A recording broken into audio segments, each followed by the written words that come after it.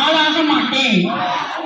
மேலும் எனது குடும்பத்தினரையும் நண்பர்களையும் போதை பழக்கத்திற்கு ஆளாகாமல் தடுத்து அவர்களுக்கு அறிவுரைகளை வழங்குவேன்.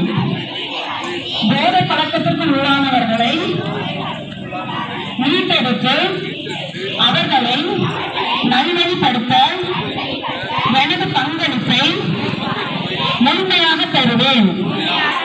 போதைப் பொருட்களின் உற்பத்தி, நுகர்வு, பயன்பாடு ஆகியவற்றுக்கு எதிரான தடுப்பு நடவடிக்கைகளின் மூலம் போதைப் பொருட்களை தமிழ்நாட்டில் வேறறுக்க அரசுக்கு துணை நிற்பேன்.